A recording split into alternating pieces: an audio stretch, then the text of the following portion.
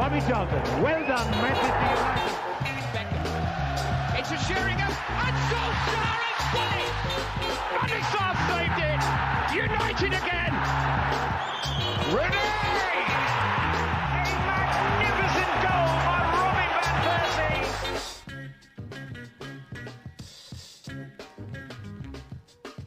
Hello and welcome to this week's episode of redcaf/redcafe.net podcast United Hour. I'm your host Alex. I'm Colm. And I'm Jamie. Wicked, yeah, so you've got the golden trio tonight. No David, who's still on the sidelines with a bruised ego injury that Nick gave him a couple of weeks ago. I don't know what Nick's doing, probably at some Trump rally or something, who knows. Bit of housekeeping before we get into the podcast. So first of all, thanks everyone for some increased engagement lately on Twitter and Redcaf. We do it for you guys, so we really love getting the feedback and having you guys involved, asking questions. So please keep that coming. And a favour from us, if anybody could give us a review and a rating on iTunes, preferably a 5-star one. Preferably, then we'd really appreciate that as well. Tell your mates, your mothers, your grands, whoever would listen, and that'd be fantastic. So moving on. So Colm, Alex, and Jamie here, and we're recording on lockdown eve. And the biggest result of today, not the election, but a United loss to Turkish side Istanbul. A devastating performance considering the context of the last few weeks. Maybe it's worth us just starting with a bit of a general chat on, what your key takeaways are. What's your initial gut reaction to the performance? Because I think for me, just the lack of care and also the indifference to it as it was happening, probably maybe the most damning thing. I don't know if you two would agree with that. Yeah, I certainly would. I think the apathy that probably us and a lot of other people are starting to feel has to be a big worry for Ole's job prospects, I think, because that's not a good position to be in as a fan base, I don't think, and it's probably very telling of the kind of form we're in, that it drives you to that kind of emotion. I mean, it's been a pretty disastrous night. I was watching the match muted and also watching Bake Off, Great British Bake Off, and spoiler alert, but nice. The hottest contestant went out, so that was a double blow. I'm just waiting on Trump saying that all postal votes don't count, just to round the evening off. It would be the perfect trifecta for this Wednesday evening. What about you, Jamie? What's your gut reaction? No, I agree with both. Personally, I think that's the worst performance. No, to the Bake Off performance. To the Bake Off. To the result there. The ice cream melted, Alex. It was a disaster. Oh, mate, what's going on? Well, I'm glad that your evening was totally wasted on all fronts then. That kind of makes me feel a little bit better, in all honesty. Sorry, Jamie, do go on. I just think it was the worst performance I've seen for quite a while, in all honesty. That's a direct quote from Jamie last week, by the way, as well. Yeah, it's just progressively got worse. But just everything was terrible tonight, wasn't it? It was just all round, everything was just shocking. Passing, defending, movement, coaching. And then, as you guys say, there's a lack of apathy, not even just from the players.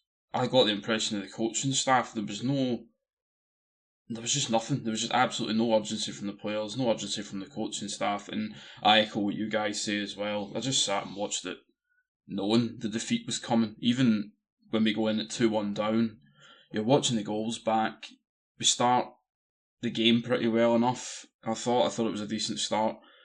But the minute the first goal went in, the game just went one way, really. And the general lack of urgency and trying to turn the game around was just shocking. And I think that's the biggest takeaway for me and that's the biggest worry as well for me is it's not just the fact we're losing now, it's the way we're losing games. It's really worrying. Yeah, I think both this game and the Arsenal game, I feel like both could have gone on for another hour, another 3 or 4 halves, and we still wouldn't have got a goal or got the result. It just feels like, we knew that we weren't going to get back into the game. No one really believed that we could get back into the game. No one really wanted to get back into the game, and it never looked like happening at any point, really.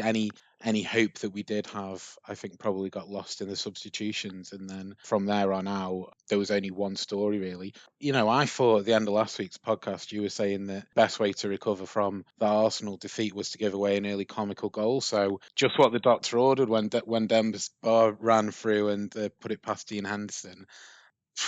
Where do you start with that one?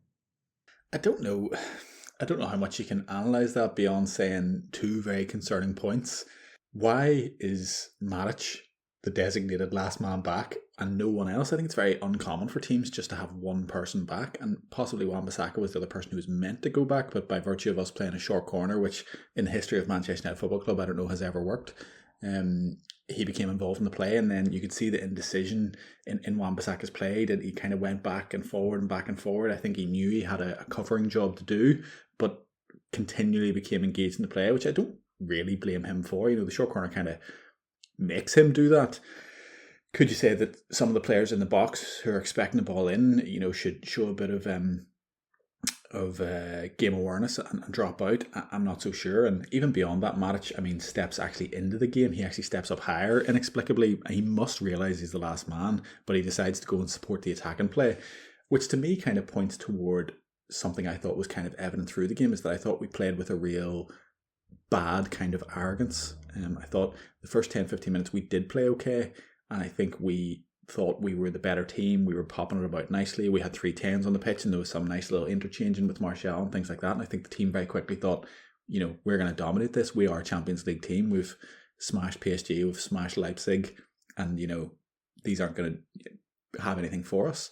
And to me, that kind of crept through in that goal, where it's just a total switch off from everyone involved. Matic stepping up with no realisation that he's leaving, 2/3 of the pitch behind him, and Demba Ba is like in an ocean of space. It was almost reminiscent of the Slippy G goal, because I'll mention that every single podcast I can. Not that we have anything to be particularly lording over Liverpool at the moment, but no, it was abysmal. The other kind of worrying part about that is that almost a carbon copy of that same situation happened against Spurs, so it's not, as much as it is a freak thing, something you wouldn't ever expect to see in a Champions League game, a Premier League game, or a Sunday League game. It's happened twice in not so many weeks, at Manchester United Football Club. So it is a bit of a freak thing, but it's also, it's happened more than once. So what can you even say about that? We spent a lot of time on this podcast talking about the lack of automatics and intricate patterns of play, and our inability to break teams down and whatnot, but we're not even getting the basics right, and that's fundamental 101 football defending right there. It's just something that you don't see because it's so basic. It shouldn't even be something that we ever have to really talk about, to be honest, because it should just never be happening, and you never see those happening, and then to see it twice in one season from the same team just beggars belief. Surely after that Spurs goal, you'd have thought that would have been looked at and addressed. If it was, I would have always assumed that it was just a lack in focus and concentration from an individual player in a single moment. But for it to be happening again suggests that there's a bigger issue. And I agree that maybe one of the other defenders who was forward should be smelling that danger and getting back. And I think that's just a general problem that we have all over the pitch, is that there's no one. People aren't smelling the danger defensively. They're not sniffing out the chances when we're going forward and the opportunities when we're going forward. And it's just like that lack of individual accountability. Everyone's kind of just waiting on someone else to do something, someone else to handle a situation, and nobody's really making anything happen themselves, whether it's going forward or at the back, and that's just incredibly disappointing. Away from where by Özcan. And Demba Ba is on his way here. Away from Matic, beyond Henderson, and into the bottom corner. All by himself. A veteran lone sprinter at the expense of Manchester United, who were simply absent. Well, it's almost comical, isn't it? When the lineup came out, I imagine that most people were pretty confident, right? Looking at the lineup, it's a strong lineup, maybe too strong, you could say, for what should have been much simpler game. And I don't say that with complacency. I say it because with a better team and with the right level of preparation, we should be beating this team. Not a problem outside of freak performance and being out of luck. But that wasn't the case today. We just didn't deserve to get anything out of the match. Colm, how big do you think that loss is in the grand scheme of things, both from a Champions League perspective, but also an Ollie perspective? I think it's much bigger from an Ollie perspective than it is for the Champions League perspective.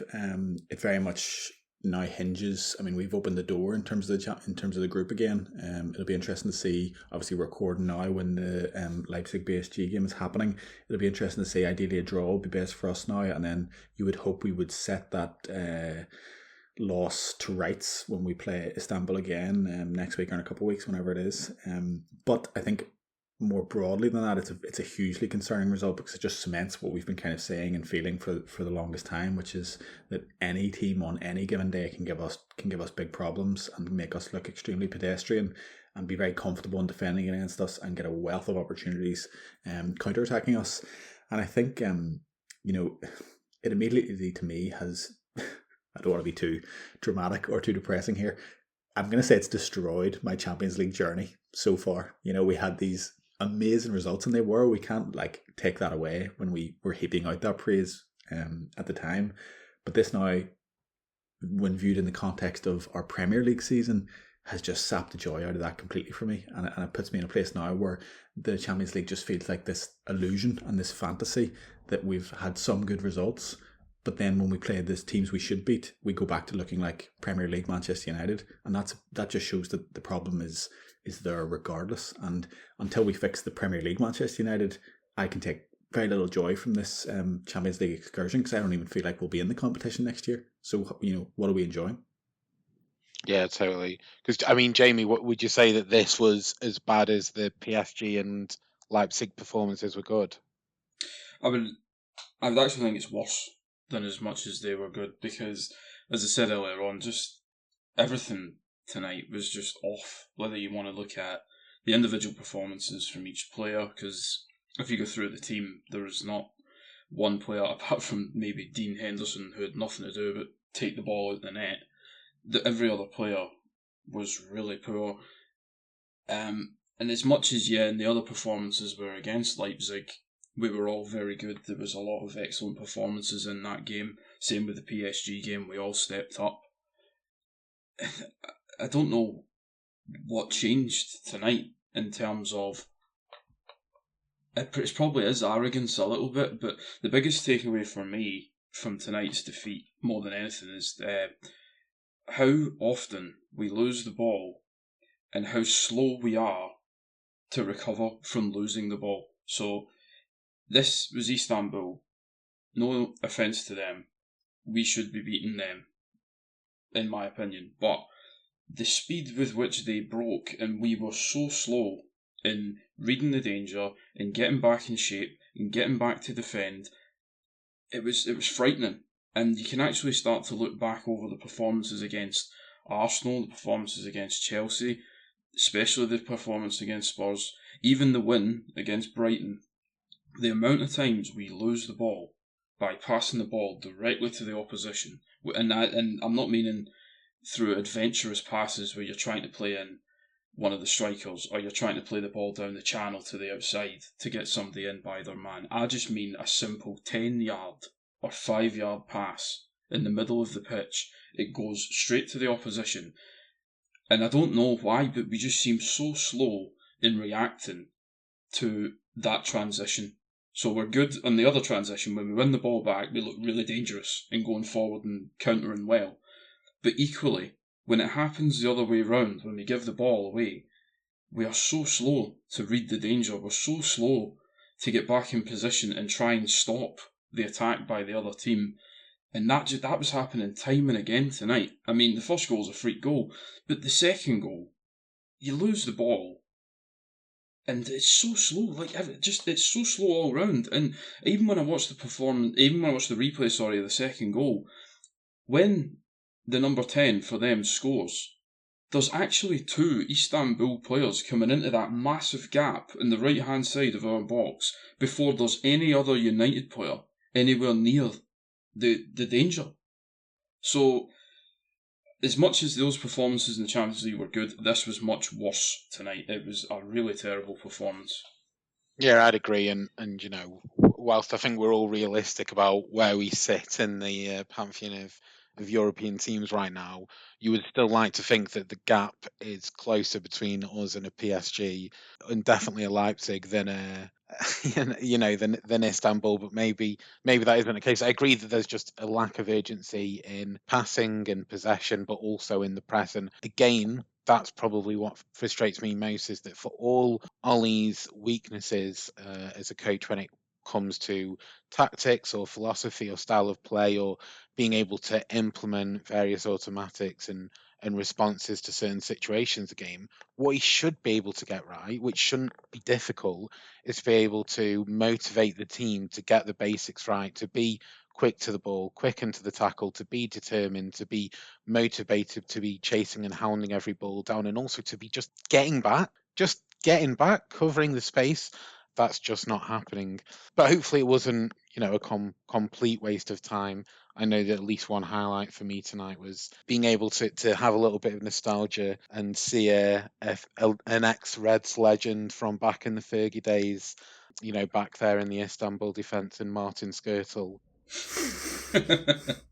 Did you have any highlights, or what are the real lowlights of the game? What is it that's going to stick with you about this game moving forward? I don't think much will stick with me. Maybe Demba Ba, because I just really enjoyed him in a general sense. I enjoy him as a person. I thought he plays football the right way with a smile on his face. I enjoyed him when he was in the Premier League, and I even enjoyed him tonight. I was, watching him kind of give Tuanzebe the run around and then dummy Maguire and score a good goal. That's how little I was caring about this United performance, even at those points where I was just mildly amused by it. But beyond that, I think the kind of big highlight and lowlight for me that I can't separate in my mind is that the goal we scored comes from Shaw being played in high up the park, wide. He receives the ball almost at the never explored byline, and then he beats a man and crosses a very, very good ball literally onto Martial's head. Martial still has a lot to do and scores a fantastic header. That was the highlight.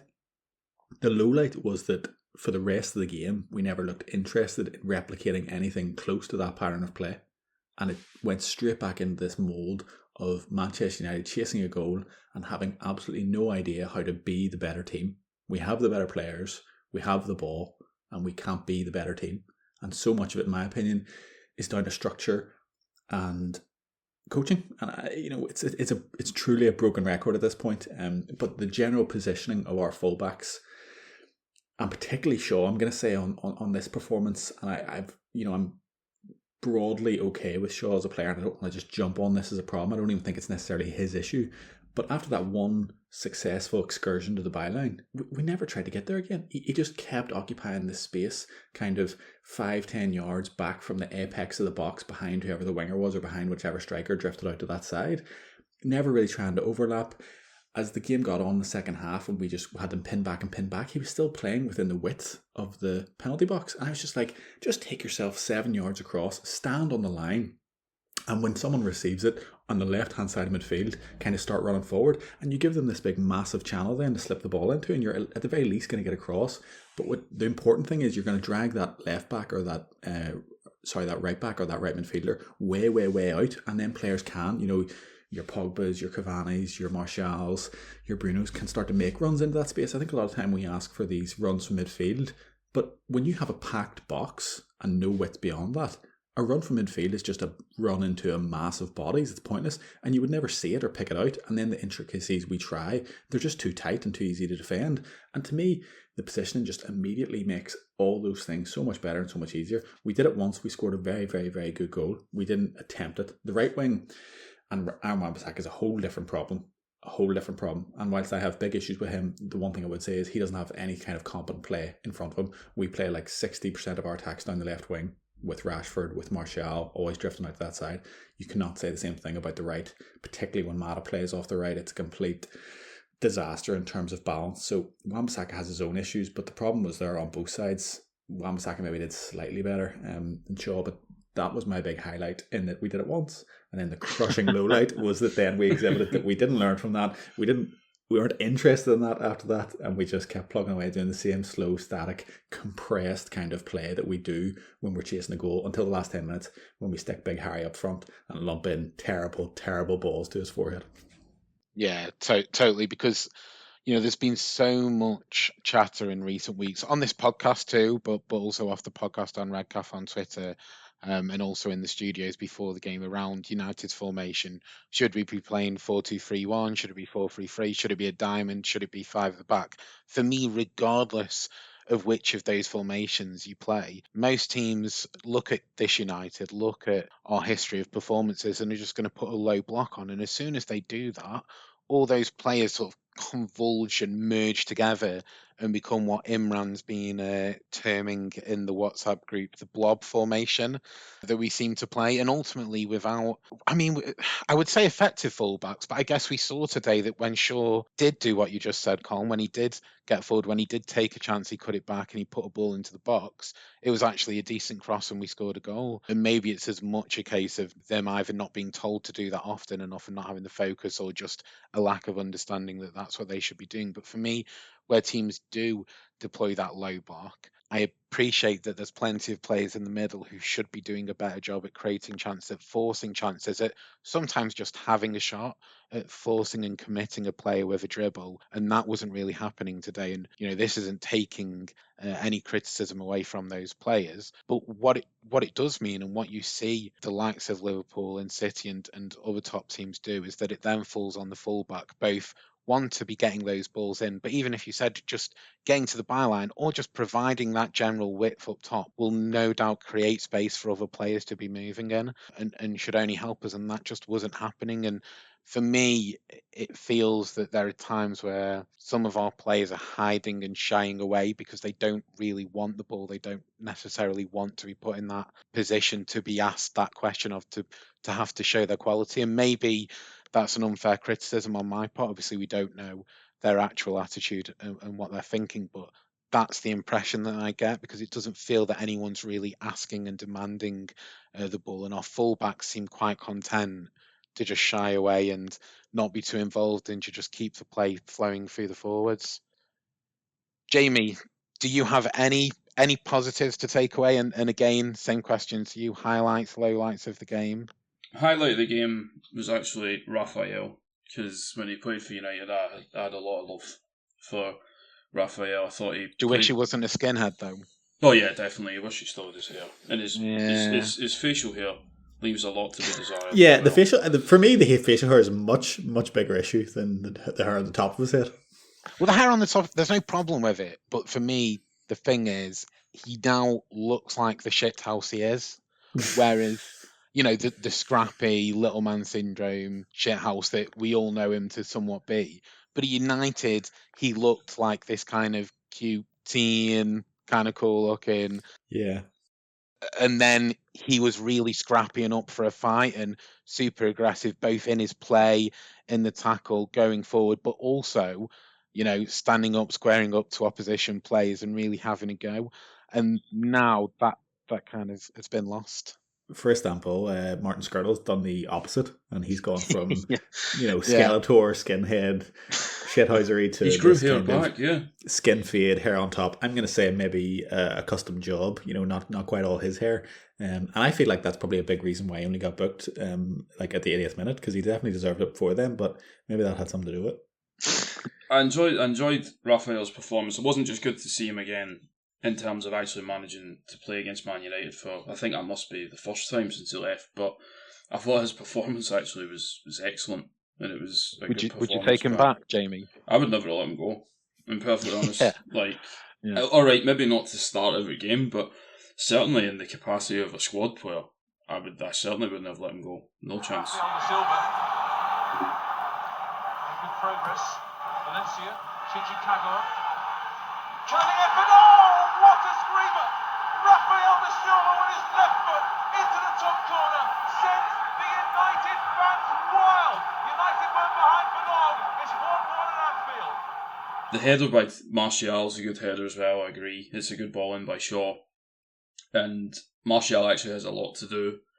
And the way he finds the far corner is actually an excellent header, so that was good. But yeah, it's piss poor defending. He's on his own. No one's anywhere around him. But I agree that, he did well to take it away from the keeper while still making sure it was on target. But at the same time, he was just completely on his own. It's bad defending, but he's in between two players, which is one of them should be touch tight, but the ball just is on a point perfect kind of very thing. True. Yeah, so I think that makes it look worse than it is from a defending point of view. The low light for me, though, kind of alludes to something that Paul Scholes was talking about before the game.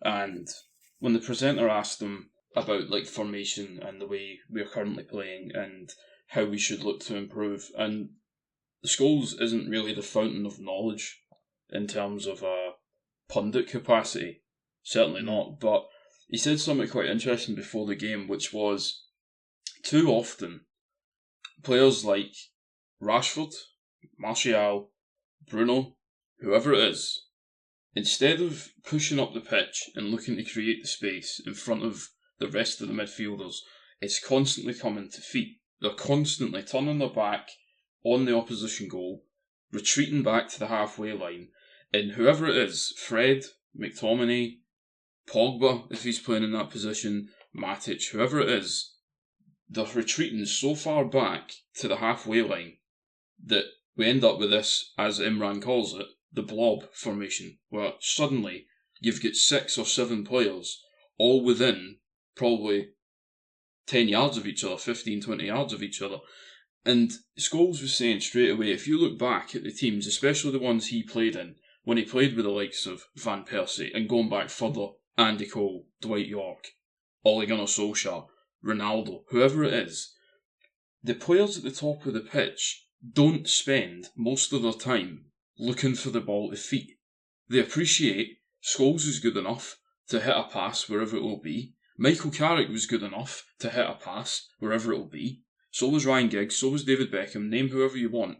And the thing that the forwards always did, no matter if it was 0-0, or if we were losing, or if we were bossing a game 5-0, they would constantly stretch the defence, run in behind, constantly. And even if you're getting flagged offside 5, 6, 7 times a game, as Van Nistelrooy used to be, it stretches the other team. It's constantly making the other team think about the ball going the other way. The minute you just constantly ignore that and are always looking for the ball to feet, it's so easy to defend against.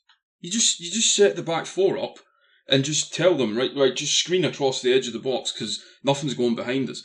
If you even just change that to saying to the midfield, to start shouting at the forwards, saying, look, stop coming so deep towards the halfway line, just turn and go the other way. It doesn't have to be towards the goal. Run towards the flanks. Stretch the other team out. Absolutely. I literally couldn't agree more. I think it's an absolutely fantastic point. And you mentioned Ronaldo. It's not always a striker running behind. It can also just be a winger shamelessly camping out on the sideline. Absolutely, yeah. Just high up the pitch, and every time he receives it, he just decides, I'm going at you, I'm going to dribble at you, I'm going to dribble at you, I'm going to dribble at you. For as good as Martial and Rashford are at that, how often do you see it? Once or twice a game in a transition. You know, a proper winger is doing that just through positioning themselves cleverly out high and wide, giving the fullback a problem, either has to cheat or leave you, and then, continually, even, if you get tackled or you mess up 2-3 times, continually keeping and trying to take on those dribbles. I like that point a lot. I also like that you kind of gave it to Scholesy a bit there. I'm sure he wishes he could turn out some of the erudite punditry that we're throwing out on a weekly basis. 100%. Yeah, no, I agree as well, because like you say, even for some of those balls that, might result in a cheap offside or the like, at least you're making the defender think, you're making the linesman make a decision. And also, you're probably just putting the defender in a situation where if it was a tight call or a close one, they're thinking, you know what, maybe I should be dropping off. And if they do drop off, that should hopefully only just give a bit more space in front of them for our players to be getting on the ball, turning, and maybe taking a touch to be able to have a shot. And also, surely one of the benefits is starting both Rashford and Martial, and also having Bruno, who, has shown in the past what fantastic off the ball movement and play he can have when he wants to. Even if one of them is coming short for the ball, that should be creating an opportunity for the other one to be taking up that space and running in behind. Because if the centre-back's following Martial in to make sure that he's not able to keep the ball and putting that heavy pressure on the back of him, it should be leaving a gap for somebody else. And that's what I don't get. And I think Martial, at the start of last season, we were having those continued complaints that we've always had with him, that all the talent's there, all the skills there, but it felt like sometimes it was lazy play, and sometimes that was maybe an unfair response to his general manner, his general demeanor, his general moodiness. But also there definitely was a player in there who wasn't really making those runs in behind. He wasn't being selfless in that he was making runs knowing he wouldn't get the ball, but 1 in 10 times he might, and in a couple of those other 10 times it's creating space for someone else. We haven't really seen that at the moment, and it does feel that he needs to be on form and scoring for him to also bring those other elements to his game. Totally, and I think, as good as Martial's been, and we've just spoken about how key he is in the last podcast, still absolutely the case for our team, and his touch, his strength, his ability to bring other players into play is still a very strong thing that has developed and is a very positive thing for this team. However, and I don't think this is entirely his fault, but I think you saw tonight what a kind of really negative performance we can have sometimes when everything we want to do around the box is this tight 1-2, very intricate, I'm going to flick it here, you run there. And we've had success with that over the past year. We really have. But it's always been something that has to be tried 20 times before it works once. And a lot of games, it just won't work because it's so fine, the margins, particularly when the team's already sitting in. It can become a lot better when the game's more fractured and there's a bit more space. But a lot of times we see it as our only avenue to get through kind of a really deep 2 banks of 4, really well-drilled team. And you just see the ball's almost, the first thought from Bruno, Mata, Van der Beek, Rashford and Martial in that first sort of half particularly was just keep pinging it around and trying these little flicks around the box. One of them will come off, and they didn't. And you can't really expect that to always work. It won't always work, and particularly when it's the only look you're showing, it's going to work even less because the teams just know what's coming, essentially. They're always following the runners. They're always putting their bodies in the way of these passing lanes.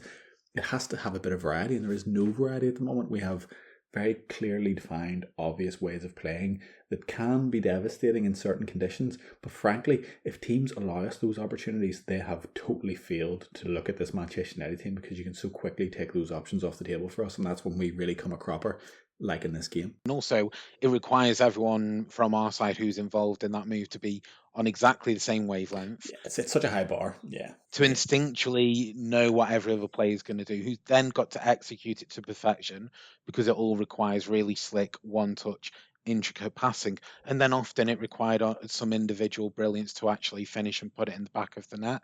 Or, a clumsy response from the opposition and a penalty. It's probably too simplistic, but something that annoys me is the lack of shooting in general. Yeah. Like how I don't know about you guys, but if there's Super Sunday or whatever and Leicester versus Man City's on, or whoever, I'll just put it on and I'll just watch it. The amount of times other teams in the league just have a player beat a man, and the minute he's beat a man from 20 or 25 yards, shoot. I'm not saying they score every single time, but you're having shots at goal, and it's kind of going back to this point of putting an element of doubt in the defence. And an element of chance. And an element of chance, yeah. Just constantly, you're totally right, guys, in saying like the intricate 1-touch, 2-touch play around the box, trying to be too fancy at times. It's so simple in terms of if the opposition are looking at us and quite rightly saying, yep, tighten up, don't give away many chances in terms of any stupid mistakes. Let them play the ball in front of you, and if they get into the box, don't be pulled into any stupid tackles or anything like that, and don't concede any penalties. That's about it. You've locked us down if a team can manage to do that. So, the lack of any other imagination in terms of stretching the back four, making the opposition think about how they're having to defend in terms of, say, Martial does come deep, but Rashford immediately peels off and stretches one player the other way. Greenwood pulls to the right-hand side, and immediately you're then stretching 3 players instead of 1 or 2. Beating a man and just having a shot, for God's sake. Just beat a man and shoot at the goal. Not every single touch needs to be a pass to the side or a pass back the way towards the halfway line. Just try and do something. Jamie, do you think it's lack of confidence? Do you think it's an instruction? Because, you know, Bruno, for example, when he first came to United, he was shooting every time he got the ball.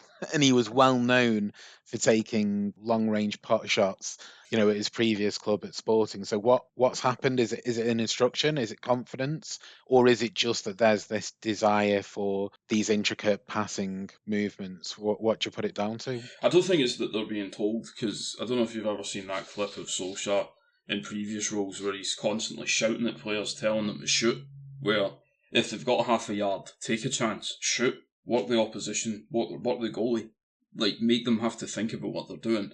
So it's probably in between the two of confidence, yeah, okay, players maybe are a bit low in confidence, but at the same time, it seems too easy every single time for the answer to be, right, I'm just going to knock this little pass round the corner and then I'm going to go for the return, or I'm going to hold the line sort of thing and wait for the return pass. Nobody, and it's infuriating at times watching this, just nobody seems prepared to just take a man on, beat him, and then from 20 yards, just try and work the goalie. Just try and do something. I mean, Bruno did try it a few times tonight and was unlucky with his finishes or kind of overran it and stuff like that, but he is 100% the exception. I think confidence has a part to play, as it does on everything in football, in that it just makes things worse if you don't have it, obviously. But I don't think it either is tactical. It's either something Ole is doing or it's something he isn't doing, and either way, he's culpable.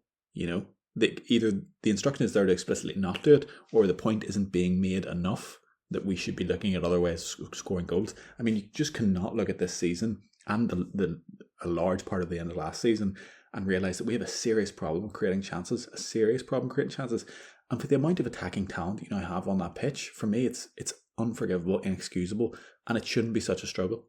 You know, Pogba should be a creative player. Van der Beek was a creative player. Bruno is a creative player. Martial is a good forward. Rashford is a scintillating player when he wants to be. And I'm sure there's others that I've forgotten. So it shouldn't just be so difficult to, you know, at the moment we're having to grind out chances. And I mean, you're not making keepers work at all. I mean, there's been maybe Newcastle, a flurry at the end. Leipzig, again, a flurry at the end. I'm struggling to think of other games this year where we've really created good chances. It just isn't happening. And if that isn't patterns of play, and if that isn't, you know, I think there's also a culture thing at Manchester United where, you know, there is a question mark over this squad's mentality. And the only thing I would say about that is the very disappointing thing is that, you know, there's a lot of new faces in this squad over the past 5, 6, 7 years, and particularly over the last year or two. So there should have been a bit of a reboot there. And yet it always seems to come back to this negative, reactive and kind of let's all meet in the middle mindset that is very, very disappointing. I think that actually shows itself on the pitch at times. I feel like when we do see those occasional moments where a player does express themselves or does take a shot from range, there seems to be a general, you know, negativity from the rest of the players in their response, that they wanted a pass, that they were expecting a ball to be put to the back post, that they didn't feel the player should have taken that shot. And every time you see a player do that, everyone else kind of, you know, you see hands go up, you see heads go down, and I just wonder if there is that general negative response from the players, which is maybe part of the reason why people don't want to be taking those chances and aren't looking to take the accountability on themselves for these things. Shaw. And Martial! That helps. In a flash, United back within touch. Anthony Martial got big, and the deficit just got smaller. I would say that perhaps in the transfer window we should have bought a striker who's supposedly an absolute beast of a goal scorer and scored 300 plus goals across Europe, but unfortunately none were available, right? So that's the thing, we brought Cavani and we brought him on again today, and he was just on the periphery. He wasn't involved, he wasn't being serviced, but also for me he wasn't coming and getting on the ball and driving and just taking a shot as other strikers would do. And I appreciate he's not an Ibra who's going to be dropping deep and who doesn't take 5 shots from outside the box every game, but for a striker who's got that sort of pedigree, I would still expect them to go and force a couple of opportunities regardless of what else is happening in the game. I totally get that expectation, Alex. And I don't think you're unfair. Like, he's been underwhelming so far. I don't think there's any doubt about that. My bigger issue is, what chance has he been given? At what points has he been introduced into games? And what is the game going like when he's been brought on? and how much is he expected to do it his own? Because Well, he had a lot of minutes today, right? he had a decent amount of minutes. What did he get? 30? Yeah. Yeah, and what pattern was the game in at that point? I mean, I would agree with that, but that's a general pattern all the time. It is exactly, and I think that's the problem. I think it was the blow pattern, yeah. Yeah, it definitely was the blow pattern. Anyway, if anyone wants to know what that really means, look at our average position heat map kind of thing. It's just a disgrace. Look at it for like the last 5 games. But my point is, I think he should have started today. You can't drop a player into a new league, play him 5 minutes, 20 minutes, 10 minutes, 15 minutes, and then 30 minutes, and then go, you were pretty rubbish. And in each of those games, you needed a goal, but you had no way of creating any chances for the people you put on the pitch that are supposed to get you goals. To me, it's unfair, it's short-sighted. I was amazed he didn't start tonight. Like, if he's not starting tonight, when is he going to start? If it's a fitness thing, how do you get fitter? Like, I just don't understand it. I thought the squad he picked today was too strong. I thought there was players that could have been rested, and I actually think in a lot of these games, Ferguson was the absolute master of it, of mixing and matching his teams to get the best out of them for that particular situation. And I think a lot of games where you're so highly favoured, it's actually a big risk to play a strong team, because you can really only kind of let yourself down unless you go out and smash them 5-0, So by you want players who want to prove themselves, who have the hunger to come and try and get a place in the next game starting 11. But if these players are already guaranteed that starting spot, and they'll play with that arrogance that we highlighted at the start of the pod, that we saw at the start of this game. So for me again, that comes down to selection. I thought Cavani should have started. I thought the lineup should have looked a bit different. I don't think there was really any joy in playing 3 10s. I think 2 10s is difficult for Manchester United, and I think it was just bad decision making on that part. I think if Cavani had started that game, it could have been entirely different. And even if it wasn't entirely different, he deserves that opportunity. He's not some muggins. I appreciate Martial, is suspended, but he's going to play against Everton. So did he need 90 minutes 3 days before? To me, that's just more bad decisions. I was really surprised by that lineup, and I would put that on Ole and not Cavani until we see him, in a proper run with actually having chances creating and being in the game, not just brought on in an attack v defence situation when you're going to have, Matic lumping a ball into the box for Maguire to header down to you. It's pointless. Yeah, and look, the reason that we lost today was multifaceted, and it goes beyond just the selection for this game. It goes back years and years and years in terms of our manager choices, transfer dealings, backroom setup, and everything else. But Colm, here's Cavani's introduction today. If you were to pick one thing that you would have done differently to Oli, that have been it, or is there something else that you probably would have focused on? I think that was it. I think it was, I would have started Cavani and I wouldn't have started 3 10s. Those to me were the big issues. And I just thought the team was too strong. I just thought that was I just thought he pitched it wrong. I would have given Pogba the 90 minutes and then benched him for Everton. There was a lot of things I would have done differently. Yeah. I'm the same as Colm. There's a few things I would have changed with Everton in mind, but the big thing for me, I just wouldn't have started Matic. I mean, I don't know if it's just hindsight, but he's the one player in the 11. When I saw his name, I was a bit like, he's really not been great at all for certainly a while now. And I think McTominay's been pretty good when he's played, so I was kind of disappointed. I knew Fred needed a rest. I agreed with Fred not playing at all. But I did think McTominay should have played instead of Matic, and just watching Matic's performance, it just kind of... it was abysmal. Oh, it was shocking. It was so bad. I mean, somebody said it in the WhatsApp group, watching him chase after Demba Ba was like watching him run through concrete. It was so 35-year-old Demba Ba as well. Yeah, a 35-year-old Demba Ba. But I don't know that at any age those two would have been fair in a race, if you know what I mean. Oh yeah, no, that's maybe a fair point. But Matic is the one I was thinking, I would have not started him. I would have started McTominay. And I think the more the game went on, that just solidified itself in my mind that I was like, that's the thing I would have changed. Jamie, how many jam biscuits out of 5 are you giving to Oli and the team for this performance? I think it's got to be a rather generous 1. What's the 1 for? Turning up. Yeah. I'd rather we didn't. I was, maybe Ollie would have been better just claiming that we'd won before the game had started and then calling fraud. Just saying it was fraudulent. That might have worked out. Yeah, it might have worked out well for him. Colm, how about you? How many Colm cherries are we saying? Are you giving? 0, and I really like cherry, so I appreciate that you picked that for me. Nice. I can't give a point. I don't think anyone did well. at all. Martial's goal was fine, but no, it was brutal from man to man. I thought Bruno, I'm a big fan of Bruno, and I still thought today he was the one still looking to try things, but there is this growing faction amongst United fans who are saying, can we actually look at what he does and how often he gives the ball away and how often he does silly things? And I do think there is merit in that. I thought he was poor. Van de Beek probably I thought shouldn't have been subbed, and is probably the only one who came out with anything approaching credit, although I would still want to see more from him. I just thought to a man we were awful, and therefore the team and Ole for this gets a big 0 from me.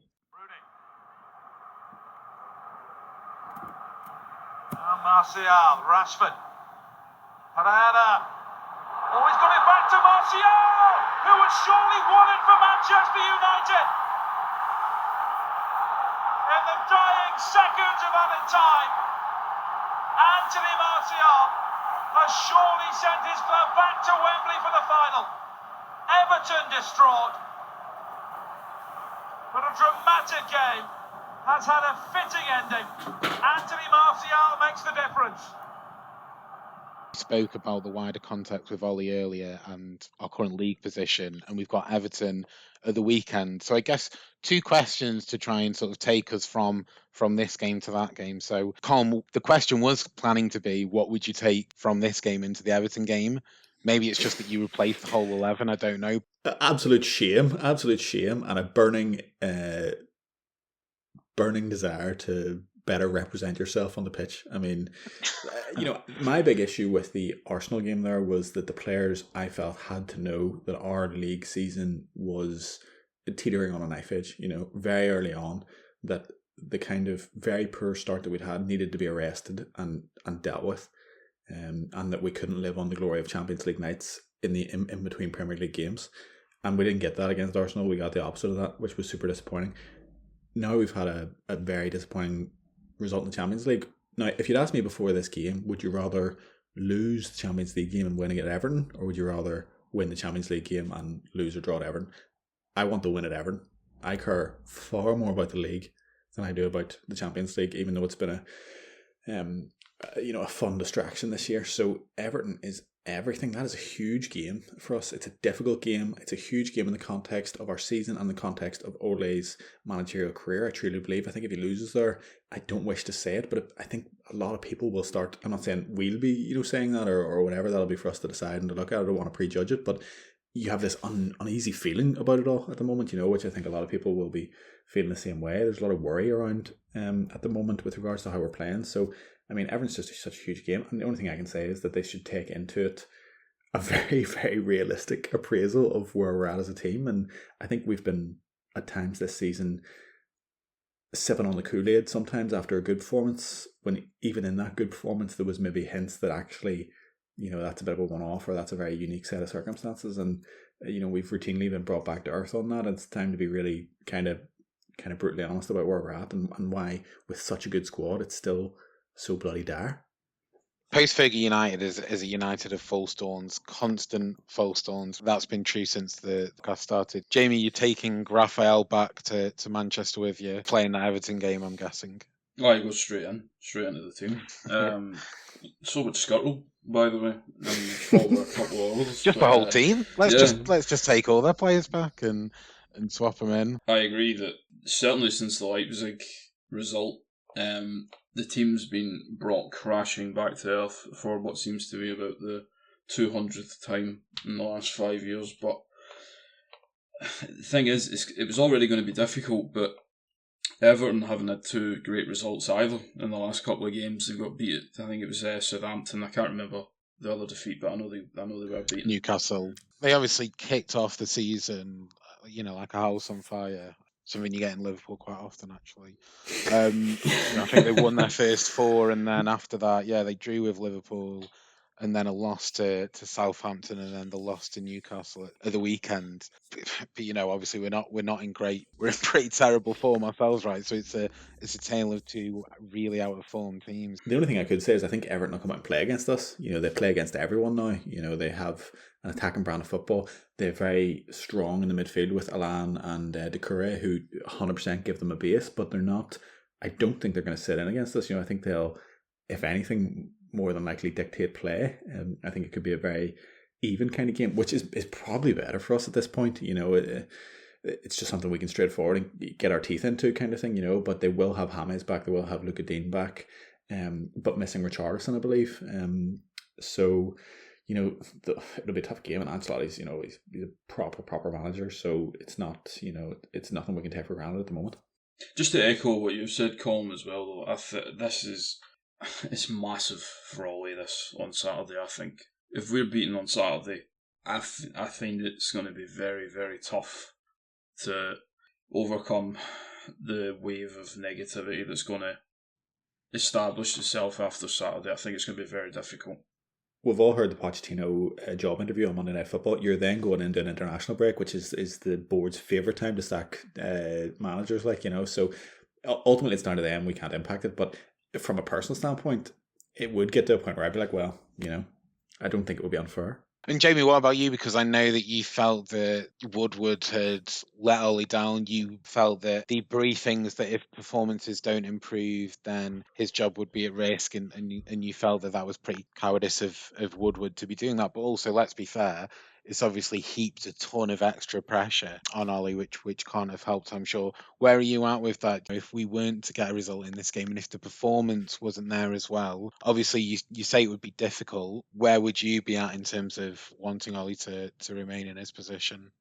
I think with regards to how I felt after Woodward's kind of letting it be known a little bit that the threat was there, that it was more the fact that we'd been promised for the umpteenth time that there was going to be serious investment in the team, where we're going to really look to push on. Ollie had done last season exactly what he was asked to do, and we were going to build upon that. It was the fact that we didn't do that again in the summer, and almost immediately after that, that's when these briefings were starting. And it was, as you said, cowardice. And it was more the fact that you haven't even given the guy the chance of properly starting the season after a shambles of a transfer window, and you're already making it known that the threat's there. If it doesn't improve, he will be gone. And that's kind of why I was feeling so strongly about that. The difference is for me now is you're starting to seriously question just what we're doing in training from week to week.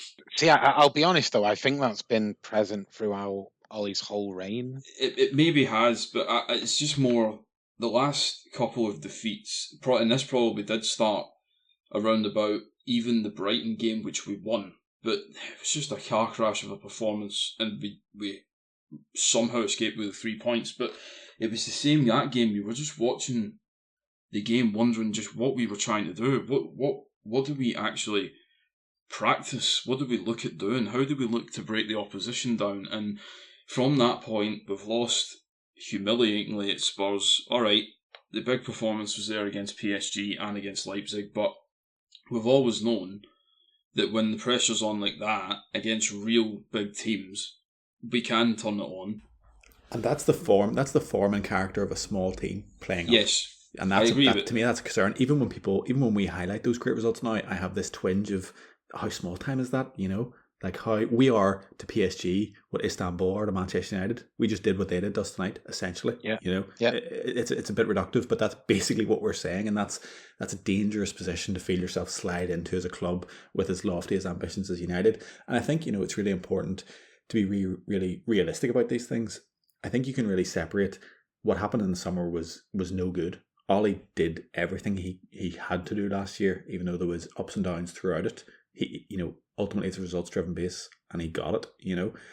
He then wasn't backed, but as soon as the league starts, all that to me is set aside, because you have to deal in the here and now. Football is a short term industry. We can't just kind of give someone rope because things aren't perfect. So I think you have to separate the two things. But it's highly probable that if Ollie does go, the next person who comes in with the structure above him and the team below him can do no better in terms of consistency. And then there is an argument to be had about whether this is not a manager problem, but a squad problem / a football culture problem. Well, it could be all. They're not. It can be all three, and right? that's exactly. And in actuality, they're all intertwined.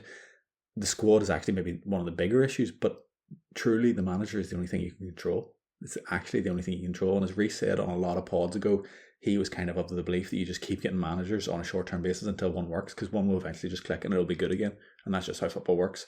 And sometimes there's no more rhyme or reason to it than that you just have to keep reloading, do the Chelsea thing, the Man City thing that we don't like. But ultimately, I do think there comes a point with a manager where you're past the point of no return, regardless of how much you don't want that to be the case. But none of it is in isolation. It's not just Ole by any distance, and that narrative will probably come out already. And if we don't do well against Everton, it'll come out even more.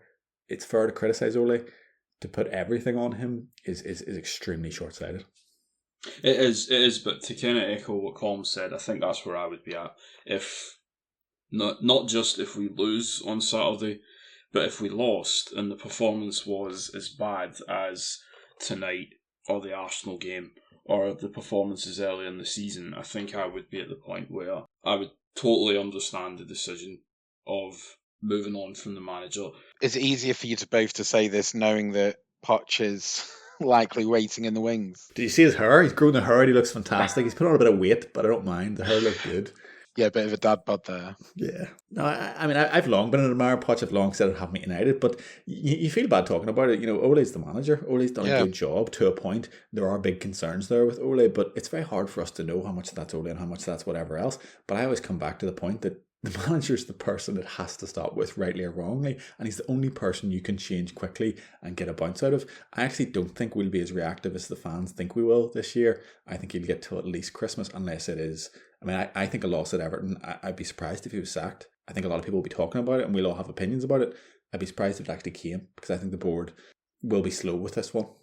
Well, look, let's see what happens on Saturday, and in that international break, we'll maybe do a bit of a season so far review, player so far review, manager so far review, which is going to be lots of fun, I'm sure. So just before we sign off, then, so who from the Everton team would you say the ones to watch? Obviously, Rodriguez has been getting a hell of a lot of I mean, Calvert-Lewin's been unbelievable. Luca Digne is very creative for them when he does play, even though he's a liability at the back. That would be the tip from me. So just for those who don't know, I'm still, and have been all season, leading far and away our United Our Podcast fantasy football team, fantasy football league, and my money would be on Calvert-Lewin triple captain, James Weiss. So for anyone out there who it worked for Kane and Son, so exactly. Jamie, what about you? What do you think the key to actually getting a performance in this game? Because let's be fair, getting a convincing win at Everton can make all the difference to the spirits in that international break window, and maybe it would be another full storm, but we know how fickle as football fans are, and so. I think if we win at Everton, we're 3 points off fourth with a game in hand. Is that exactly? So the swing is massive, right? Yeah. And as you've both said, it's a massive game. So what do you think the key to getting a win there is? I think, as Colm said, they will be a bit more adventurous because Ancelotti now has given them an identity, I suppose, because they don't just react to each team that they play in terms of just being set up and hard to beat. They do have an identity. One player I quite like in their team is, I think his name's Alan, I think you pronounce it. Yeah, he's really good. He's very good. I like him. So I think one of the main points we're going to have to do on Saturday, if we do get a win, we're going to have to win the midfield battle. Because if we don't get a foothold in that midfield, I think the midfield of Decore, Allen, with James in front of them, that's going to be very difficult to wrestle back in momentum if they don't get a foothold in the game. Defensively, I think they're okay, but I do think they can be got at. And I think we need to keep Calvert-Lewin quiet because he has been phenomenal at the start of this season. He has been a beast. And scoring every type of goal as well, by the way. Headers, tap-ins, long-range shots. He's becoming the complete forward, really. So I think we're going to need to work hard to keep him quiet. We're going to need a good performance from the defence in that sense. And I think the midfield battle will be key. And if we do that, I think we've got a good chance. Because as I say, I think they will open up and have a go at us, which seems to suit us a little bit more. But I think it'll be difficult on Saturday, I do. Fingers crossed, because for me, responding to a loss and a couple of losses in the form that we're in is so incredibly important. We're already in what we would consider a bad run of form, even though only a couple of games ago we were winning 5-0 against the German league leaders, right? So we need to really make sure that we nip this piece of form in the bud. And if they ever do a top trumps on Premier League football, who am I kidding? No doubt they probably already have. They have a top trumps for everything, right? They'll probably have a top trumps for United, our podcasters soon. Nick would be bottom for tolerance and top for aggression, I guess. But anyway, for me, it would be, if you were going to do like a manager top trumps, it would be like, I don't know, style, tactics, man management, and then bounce back ability. That would be like number one. And you look at, you think back to those Fergie days, and if we got a loss, I would just look at the next few games and laugh, because you knew that our upcoming opposition had a guaranteed loss on the books. Yeah, because we would just never let ourselves get into a run of losses and let that negative momentum build. And it's so important to me that we're able to turn this back around and have a response. And as Colm just said, if we were to do that, the difference in league position and the outlook going into that international break, and hopefully coming back into league with some what should be easier games, even though we know that that's not often the case with United, what should be easier games, things can change quite quickly. So I think we'll leave it there. And like I said, I think after that Everton performance, we'll get back on. We'll obviously review the Everton game, but we'll probably do a wider review of the performance so far. Just again, thanks all for listening. Please do engage on Twitter and on Redcalf and get those reviews and ratings on Instagram as well, Alex. On Instagram, yes. Go on, Colm, do us the honours. We're on Instagram. There you go. Classics. Nailed it. Smashed it. There you go. Search United Hour, lowercase. I don't know if that matters. Probably Send not. nudes. Wicked. Thanks everyone for listening, and take care. Cheers, cheerio. Good night, troops. It's not easy to be positive now. Of course, it isn't. When you've just lost the way we did. But these players, they're good players, and we have a chance on Saturday morning to get going again.